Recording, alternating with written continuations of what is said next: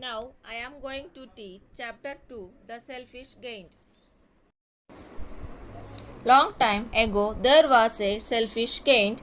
He lived in the midst of a beautiful garden.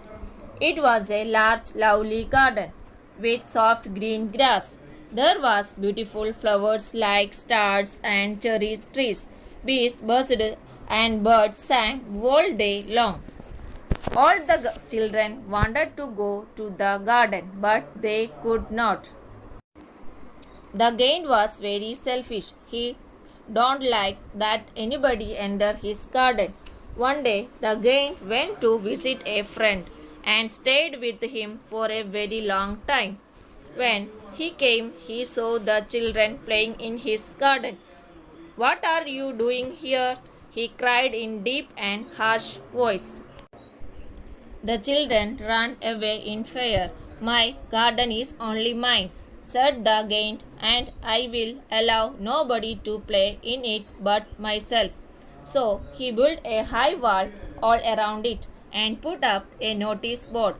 "Trespassers will be prosecuted." He was a very selfish giant. The poor children had now here to play. They tried to play on the road, but the road was very dusty and full of hard stones. They used to wander round the high wall and talk about the beautiful garden inside.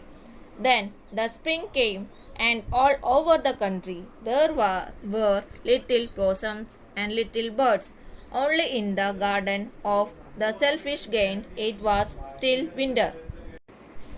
The birds did not care to sing in it as there were no children, and the trees forgot to blossom.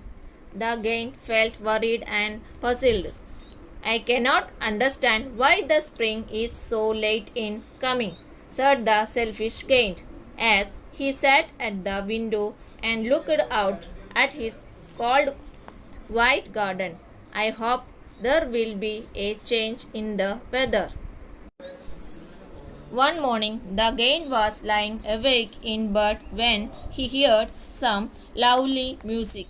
He looked out of his window. He saw a most wonderful sight. Through a little hole in the wall, the children had crept in, and they were sitting in the branches of the trees.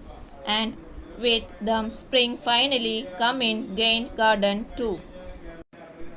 Trees were so glad to have the children back again that they had covered themselves with blossoms. The birds were flying about and chirping with delight, and the flowers were looking up through the green grass and laughing.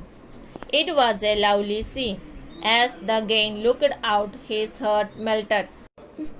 "How selfish I have been," he said. "Now I know why the spring would not come here. I will knock down the wall, and my garden shall be the children's playground forever and ever." He was really very sorry for what he had done.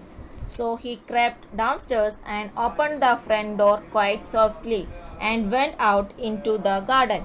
But when the children saw him, they were so frightened that they all ran away, and the garden became winter again.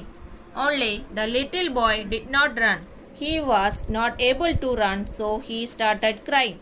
The giant gently picked him up and took him in his arms. The little boy stretched out his arms and flung them around the giant's neck and kissed him. When the other children saw that the giant was not wicked any longer, they came back running. With them came spring. "It is your own garden now, little children," said the giant. He took a great hammer and knocked down the wall and removed the notice. Every afternoon, when school was over, the children came and played with the giant. As the giant watched the children playing, he would say, "I have many beautiful flowers, but the children are the most beautiful flowers of all."